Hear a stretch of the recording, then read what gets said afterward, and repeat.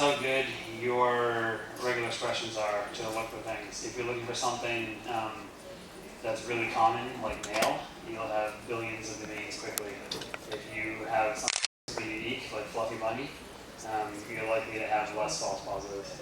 And a lot of what this network science technique lets you do is start looking to filter out, like they did with cannabis, to filter out, these look legitimate, these are not. Question here. Is there a customer who actually looks for cannabis websites? Because I can't really imagine anybody apart from the government going after people selling marijuana. If I heard correctly, is there a customer? How did you get the idea of looking for websites selling cannabis? Is there a customer who wanted you to do that, or was the idea? No, I was explaining, like, at first it's starting with a major luxury brand, and then we had the idea to apply it to illegal drugs. First it was Cialis and Viagra, and then we thought about marijuana explicitly because it's a trickier business. For what I explained, that in some places it's legal, some places it's illegal. But for the narcotics, at first we targeted the pills.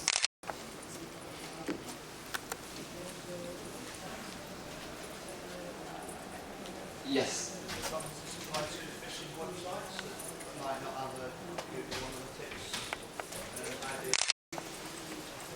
Does it work for phishing websites? Yeah, so if you've not got a Google Analytics ID on the website, Yeah.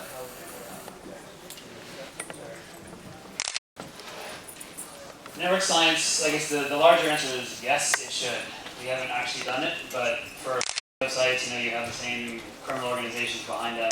You'll be able to find commonalities across them, even though the criminals may be well in how they do it, they'll still start using common elements that will pick up. Network science as a whole is what we're using here. It's been used for looking at the epidemiology of diseases, the spread of diseases, the spread of memes through social networks.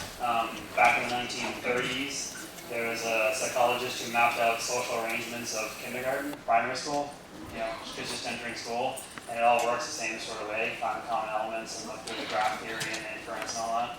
So it should be fine against phishing sites. Actually, we did try against phishing websites. You need to tweak a little bit the feature extraction because you are not looking for exactly the same features.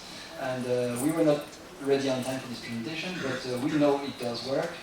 And we are actively working on that, and we should release a product next year dedicated to the phishing threat.